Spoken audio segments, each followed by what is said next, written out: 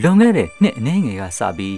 ကမ္ဘာမြေကိုတုန်လှုပ်စေတဲ့အဖြစ်အပျက်တွေတစ်ခုပြီးတစ်ခုဆက်လက်ဖြစ်ပေါ်နေခဲ့တယ်။ကျွန်တော်တို့ဟာ New World Order လို့ခေါ်တဲ့ကမ္ဘာသစ်အစီအစဉ်တစ်ခုရဲ့တကားဝကိုရောက်နေပြီလို့အချို့ကဆိုကြသလိုအချို့ကလည်းလူသားတွေဟာအစင်လာမှုတဲ့ဘေးဒုက္ခတွေရုံတုံကဖြစ်မှုတွေရဲ့အဆုံးမှာရင်းတည်ရန်ရှောက်လှမ်းနေတယ်လို့သတိပေးနေတယ်။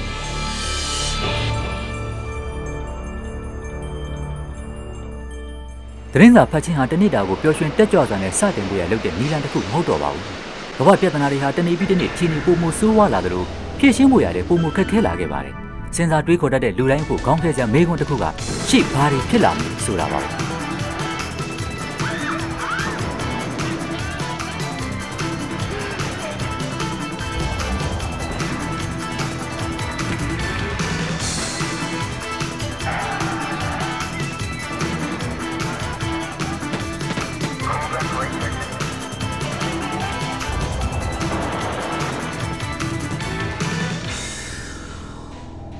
တေခြင်းတရားကိုမလွန်ဆန်နိုင်တဲ့လူသားတဦးက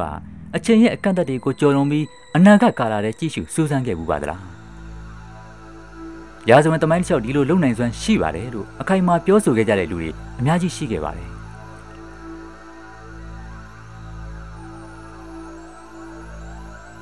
ဥပမာ Nostradamus, The Fatima ကလေးများ Edgar Cayce and Jean Dixon တို့ဟာအနာဂတ်မှာဖြစ်မဲ့အကြောင်းအရာအမျိုးမျိုးကိုပြောနိုင်တဲ့သူများဖြစ်လူအတော်များများလက်ခံခဲ့ကြပါတယ်။ဒီလိုအနာဂတ်ကိုသိမြင်နိုင်စွမ်းရှိတဲ့လူတွေတညီတညွတ်တဲ့လက်ခံနားလည်ထားတဲ့ထူးဆန်းပြီးနည်းနည်းလာတဲ့အကြောင်းအရာကြီးတစ်ခုဟာအခုအခါမှာကမ္ဘာဇက်ခုံပေါ်မှာထပ်ပေါ်လာနေပြီဖြစ်ပါတယ်။ဒီအချင်းရာဟာကြီးမားလာတဲ့သဘာဝဆိုင်ရာပြောင်းလဲမှုကြီးဖြစ်တဲ့အလျောက်ဒီကနေ့ကျွန်တော်တို့သိရှိနားလည်ထားတဲ့ကမ္ဘာကြီးကိုထာဝရပြောင်းလဲသွားစေမှာဖြစ်တယ်။အဲ့ဒါကတော့အမေဂေဒုံစစ်ပွဲကြီးပါ။အနာဂတ်နဲ့ပတ်သက်ပြီးရှေ့ဘာတွေဖြစ်လာမလဲ။ဘယ်နေရာမှာလဲဘယ်တော့လဲဆိုတာတွေကိုတိတိကျကျသိကျင်နေဆိုရင်အနာဂတ်မှာဖြစ်လာမယ့်အကြောင်းအရာထောင်ပေါင်းများစွာကိုမှတ်တမ်းတင်ထားတဲ့စာအုပ်တုပ်ကိုလေ့လာပြုလို့မရတော့ပါဘူး။အဲ့ဒါကတော့တမန်ကျမ်းစာပါပဲ။တမန်ကျမ်းစာရဲ့ကြိုတင်ပြောကြားမှုတွေအတိမ်ဆောင်မရှိပြည့်စုံခဲ့တာတွေကိုရာဇဝင်သမိုင်းကတက်သိခံခဲ့တယ်။ဒါကြောင့်လည်းအတိတ်ကာလကဖြစ်ရမယ့်အကြောင်းအရာတွေပြည့်စုံစေခဲ့သလိုကမ္ဘာမြေရဲ့နောက်ဆုံးနေ့ရက်များနဲ့ပတ်သက်ပြီးပြောကြားထားတဲ့တမန်ကျမ်းစာရဲ့ရာပေါင်းများစွာကြိုတင်ဟောကြားမှုတွေဟာလည်းပြည့်စုံလာမယ်ဆိုတာတန်ရဖြစ်စရာမလိုတော့ပါဘူး။တခုတည်းသောမေးခွန်းကတော့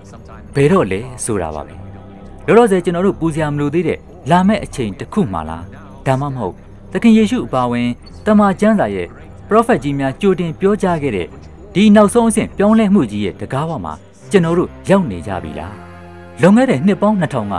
သခင်ယေရှုရဲ့တပည့်တော်များကလည်းဒီမေးခွန်းရဲ့အဖြေကိုရှာခဲ့ကြတယ်။သခင်ကိုတော်ကြွလာခြင်းရဲ့နမိတ်လက္ခဏာဘယ်တော့ပေါ်ထွန်းမှာလဲ။ကမ္ဘာမြေကြီးရဲ့နောက်ဆုံးကာလဟာဘယ်တော့လဲဆိုတာကျွန်တော်တို့ကိုပြောပြပါလို့မေးခဲ့ကြတယ်။သခင်ယေရှုကိုတော်တိုင်ကျွန်တော်တို့ကိုစောင့်ကြည့်ဖို့တတိပေးခဲ့တဲ့နောက်ဆုံးအချိန်ကာလရဲ့နမိတ်လက္ခဏာအချို့ကိုလေ့လာကြရအောင်။ကျွန်တော်တို့ကကမ္ဘာမြေရဲ့နောက်ဆုံးကာလလို့သိထားပြီးသူဒုတိယအချိန်ပြန်လဲကြွလာကနီးမှာဖြစ်ပေါ်လာမယ်လို့သခင်ယေရှုပြောခဲ့တဲ့နမိတ်တွေသင်တို့သည်စစ်တိုက်ခြင်းအကြောင်းကို၎င်းစစ်တိုက်အံ့သောသတင်းစကားကို၎င်းကြားရကြလိမ့်မည်။လူတစ်မျိုးနှင့်တစ်မျိုးတနိုင်ငံနှင့်တနိုင်ငံရန်ဘက်ပြုကြလိမ့်မည်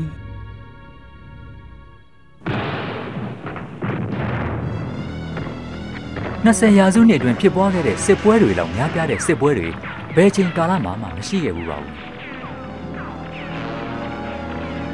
20ရာစုစတင်တဲ့အချိန်ကစပြီးစစ်ပွဲတွေကြောင့်လူသန်းပေါင်း100ကျော်တေကျေခဲ့ရပြီးဖြစ်တယ်လို့ကမ္ဘာကြက်ချင်ကြီးအဖွဲ့ကခန့်မှန်းခဲ့တယ်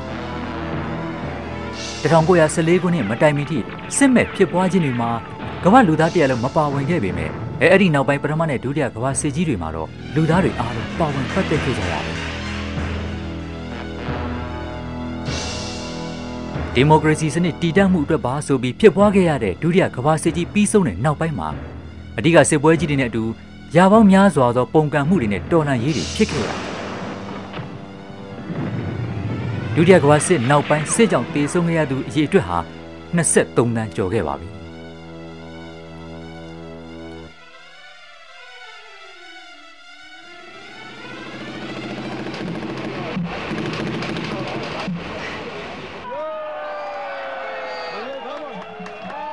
နိုဝင်ဘာ89ဘာလင်တိုင်းကိုဖွင့်လိုက်ခြင်းဟာအင်အားကြီးနိုင်ငံတွေရဲ့စစ်အေးတိုက်ပွဲတွေကိုအဆုံးသတ်တဲ့သင်္ကေတပါပဲဒါပေမဲ့မျှော်လင့်ထားတဲ့ငြိမ်းချမ်းရေးအစားစစ်မဲ့ဖြစ်ပွားမှုသတင်းများနဲ့စစ်ပွဲတွေဟာကမ္ဘာမြေအနှံ့တိုးပွားလို့သာလာနေခဲ့ပါတယ်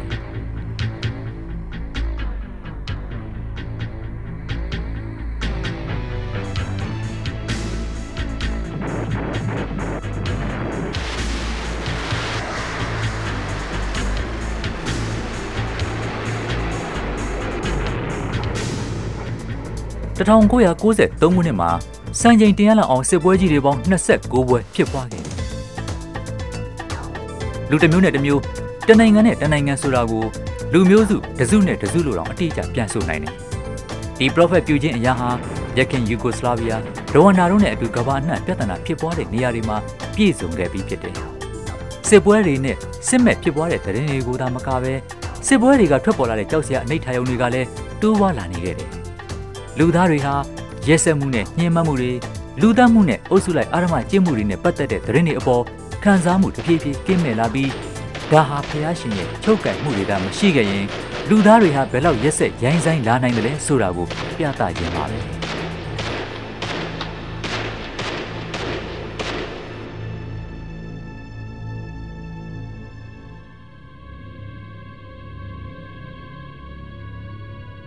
လူတစ်မျိုးနဲ့တစ်မျိုးတနိုင်ငံနဲ့တနိုင်ငံ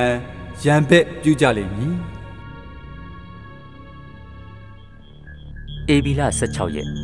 1953ခုနှစ်မှာအမေရိကန်သမ္မတဟောင်းဖြစ်တဲ့ဗိုလ်ချုပ်ကြီးဒွိုက်တီအိုက်ဆန်ဟာဝါဟာစစ်ပွဲတွေရဲ့အဖိုးအခါကိုဒီလိုရိုးရိုးလေးဖွင့်ဆိုခဲ့တယ်။တနက်တည်းပြုလုပ်တိုင်းစစ်သမောတစ်စင်းရေချတိုင်းဒုံးမြန်တစ်စင်းပစ်လွတ်တိုင်းကျွန်တော်တို့ဟာစာလောင်နေပြီးပြုစုကြိုးမွေးခြင်းမခံရတဲ့သူတွေအေးဒဏ်ကိုခံရပေမဲ့ဝစ်စရာမရှိတဲ့သူတွေစီကခိုးယူနေတယ်ဆိုတဲ့သဘောတက်ရောက်တယ်လို့ပြောခဲ့ပါတယ်။ပင်လင်ခွေစစ်ပွဲတစ်ခုထဲမှာပင်မဟာမိတ်တပ်တို့ရဲ့တစ်နေ့ကုန်ကျစရိတ်ဟာတန်900ရှိခဲ့ပြီး10မိနစ်ကိုဒေါ်လာ3သိန်းခွဲလောက်ရှိခဲ့ပါတယ်။ဂျက်တိုက်လေယာဉ်တစ်စင်းကိုဒေါ်လာ25တန်းတိုမိုဟော့ဒုံးကျည်တစ်စင်းကိုဒေါ်လာ1.3တန်းမြေပြင်ကဝေဟင်ပစ်ဒုံးကျည်တစ်စင်းကိုဒေါ်လာ8သိန်းတင်ကအမြောက်ကြီးစံတစ်ထောင်ကိုဒေါ်လာ2000က3600နေ့စဉ်ကုန်ကျနေတဲ့ငွေကိုစဉ်းစားကြည့်ပါဒုံးကျည်တစ်စင်းရဲ့တန်ဖိုးဟာကျောင်းတစ်ကျောင်းကစားလောက်မှုတ်သိမ့်နေတဲ့ကလေးတွေကိုနေ့စဉ်ကျွေးမွေးရင်တောင်9နှစ်လောက်ခံတယ်1990ခုနှစ်များတခြား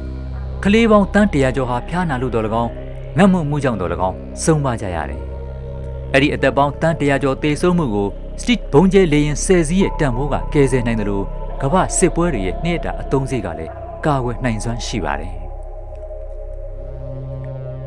ကမ္ဘာကျန်းမာရေးအဖွဲ့ WHO ရဲ့အဆိုအရကမ္ဘာလူဦးရေ3ပုံ1ပုံဟာကောင်းကောင်းမွန်မွန်စားတောက်နေရပေမဲ့3ပုံ1ပုံကကောင်းကောင်းမွန်မွန်မစားတော့ဘူး။ကျန်တဲ့3ပုံ1ပုံကတော့အငတ်ဘေးနဲ့ကြုံနေကြရတယ်။ဒီအစီအစဉ်ကိုစတင်ကြည့်ရှုတဲ့အချိန်ကစပြီးခုလောက်ဆိုရင်လူပေါင်း200အနည်းဆုံးအငတ်ဘေးနဲ့သေဆုံးနေပြီဖြစ်တယ်။ဒီနှစ်မှာလူ4သန်းကျော်သေကြေပျက်စီးကြလိမ့်မယ်။ဘာပဲဖြစ်ဖြစ်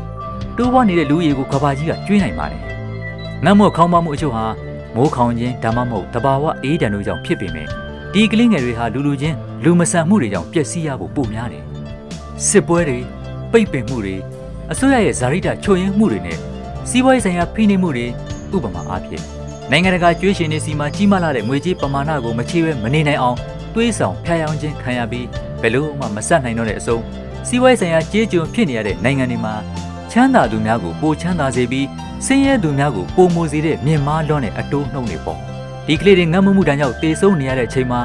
ချမ်းသာကြွယ်ဝတဲ့နောက်နိုင်ငံတွေဟာ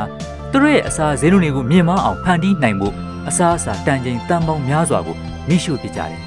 ငတ်မော့ခေါင်းပါမှုဆိုတာတကယ်တော့အဓိကအဖြစ်လူတွေရဲ့အာဂရိလိုက်စားမှုတွေလောဘစိတ်တွေနဲ့အတူတပါးသူပေါ်ထောက်ထားညှာတာမှုကင်းမဲ့တာတွေရဲ့ရလဒ်တစ်ခုပါပဲ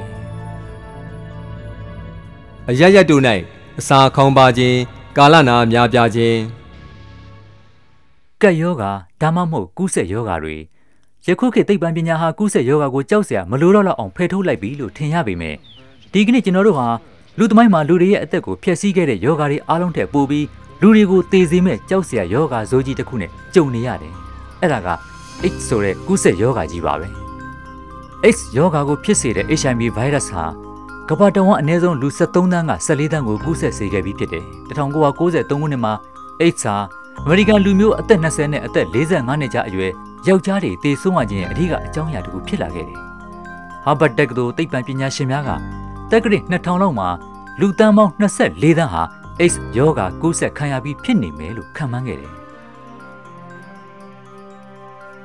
ဒါပေမဲ့ AIDS ဒါလင်လူသားတွေကိုဒုက္ခပေးနေတဲ့ယောဂါမဟုတ်ပါဘူး။ကျွန်တော်တို့ရဲ့ဘိုးဘေးတွေကာလမှာမကြားဘူးခဲ့တဲ့ကင်ဆာအမျိုးပေါင်း100ကျော်ဟာအခုခါမှာနှစ်စဉ်လူ9သန်းရဲ့အသက်ကိုဖျက်ဆီးလို့နေပါတယ်။ နေရခန်းလွန်ရောင်ကြီးတန်းကလူသားတို့ကိုကာကွယ်ပေးတဲ့အိုဇုံးလွှာလျော့ပါမှုဟာလည်း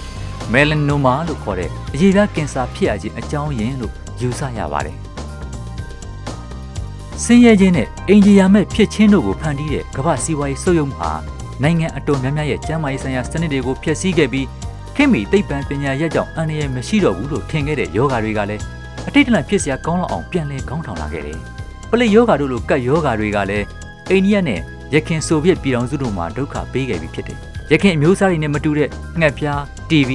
ကာလာဝန်းယောဂါတို့ကလည်းဒီကနေ့ပရိဇီဝဆေးဝါးတွေရဲ့ဒဏ်ကိုခံနိုင်လာပြီးလူတန်းပေါင်းများစွာရဲ့အသက်ကိုဖျက်ဆီးနေတယ်။အဆုတ်ရောင်ယောဂါကလေးတွေရဲ့နားနဲ့ပတ်သက်တဲ့ကူးစက်ယောဂါတွေအခြားတာမန်ယောဂါတွေကိုဖြစ်စေတဲ့တာမန်ဘက်တီးရီးယားတွေပင်လည်းယနေ့ဆေးဝါးများနဲ့ကုလို့မရနိုင်တဲ့အမျိုးအစားတွေဖြစ်ပြောင်းလဲလာခဲ့တာမို့ပရိဇီဝဆေးတွေပေါ်ထွန်းလာပြီးနောက်ပိုင်းကာလကိုချင်းချောက်စိန်ခေါ်လျက်ရှိပါတယ်။သူပြန်လာတဲ့အချိန်ကိုယောဂဗျာတွေဒါမှမဟုတ်ကူးစက်ယောဂါတွေပေါ်များခြင်းနဲ့အမှတ်အသားပြုထားကြောင်းသခင်ယေရှုကပြောခဲ့တယ်။ကမ္ဘာမြေပေါ်ကလူသားတွေရဲ့နောက်ဆုံးကာလတဲ့ကျွန်တော်တို့ဖြတ်တန်းဝင်ရောက်တဲ့အချိန်မှာ AIDS ယောဂါလိုကူးစက်ယောဂါတွေပြန့်နှံ့နေလိမ့်မယ်။အရရတို့၌အစာခေါင်းပါခြင်းကာလနာများပြားခြင်းမြေကြီးလှုပ်ခြင်းတို့သည်ဖြစ်ကြလိမ့်မည်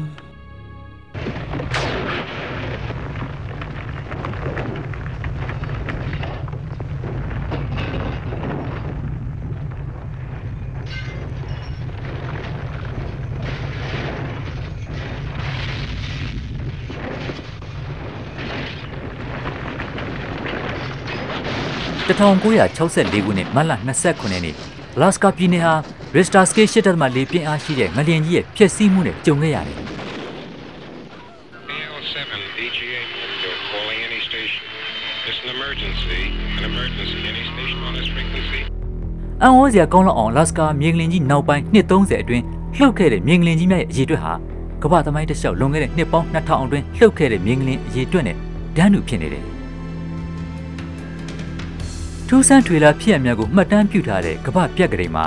နှစ်ပေါင်း1000နဲ့1800အတွင်းအင်အားပြင်းထန်လာတဲ့ငလျင်ကြီးများ22ကြိမ်သာလှုပ်ခဲ့ပေမဲ့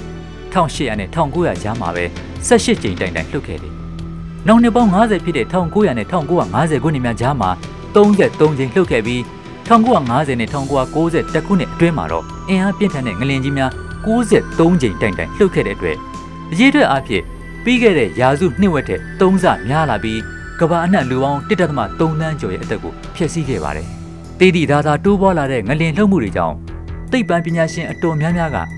ကျွန်တော်တို့ဟာငလျင်ကြီးများနဲ့မငြိမ်မသက်ဖြစ်နေတဲ့ကမ္ဘာတစ်တစ်ခုတည်းချင်းနှင်းဝင်ရောက်လာပြီလို့ဟောကိန်းထုတ်ကြတယ်။တမန်ကျမ်းစာကလည်းနောက်ဆုံးနှစ်ရက်များမှာငလျင်တန်ကြောင့်ကမ္ဘာမြေကြီးဟာမူသမားတယောက်လိုရှေ့နောက်ရိမ့်ထိုးနေပြီးမျော်စင်တွေတိုင်းနိုင်ငံတွေရဲ့မြို့ကြီးတွေအလဲလဲအပြိုပြိုဖြစ်သွားတဲ့အချိန်ကာလဆိုတာကိုရှင်းရှင်းလင်းလင်းပြောကြားခဲ့တယ်။1994ဇန်နဝါရီလ18ရက်နေ့မှာရစ်စတာစကေး 6.6 ပြင်းအားရှိတဲ့ငလျင်ကြီးတစ်ခုလော့စ်အိန်ဂျလိစ်မှာလှုပ်ခဲ့ရမှာဒေါ်လာ3ဘီလီယံဘူးဆုံးရှုံးခဲ့ရတယ်။ငလျင်တိုင်းတာရေးပညာရှင်များကကယ်လီဖိုးနီးယားမှာဖြစ်မဲ့ငလျင်ကြီးဟာတိတက်အဆ50ပိုမိုပြင်းထန်မယ်လို့ခန့်မှန်းထားတယ်။1995ခုနှစ်ဇန်နဝါရီလ18ရက်နေ့ကဂျပန်နိုင်ငံဟန်ရှင်းမြေငလျင်ကြီးကြောင့်လူပေါင်း9000ကျော်သေဆုံးခဲ့ပြီး2600ကျော်ဒဏ်ရာရခဲ့တယ်။စိတ်ကမ်းမြို့တစ်မြို့ဖြစ်တဲ့ကိုဘေးရဲ့လမ်းမဆက်သွယ်ရေးနဲ့အဆောက်အအုံတွေပျက်စီးသွားပြီးလူ3သိန်းကျော်အိုးမဲ့အိမ်မဲ့ဖြစ်ခဲ့ရတယ်။တက်စကူဘာမှာရှိတဲ့မြေငလျင်တိုင်းတာရေးဗဟိုစခန်းကဂျပန်သိပ္ပံပညာရှင်တို့ကမကြာမီကာလမှာရှစ်ရစ်ချ်တာစကေးကျော်ပုံမပြင်းထန်တဲ့ငလျင်ကြီးတစ်ခုဟာတိုကျိုမြို့မှာလှုပ်နိုင်တယ်လို့ခန့်မှန်းထားကြတယ်။ကယ်လီဖိုးနီးယားငလျင်မဲ့ဖြစ်ဖြစ်တိုကျိုငလျင်မဲ့ဖြစ်ဖြစ်မလွဲမသွေလှုပ်တဲ့အချိန်မှာအသေးပြောင်လုံးနဲ့အပျက်စီးတို့အပြင်ကမ္ဘာစီးပွားရေးပေါ်တက်ရောက်မှုအတိုင်းအတာတို့ဟာမခံမနိုင်တော့အောင်ပါပဲ။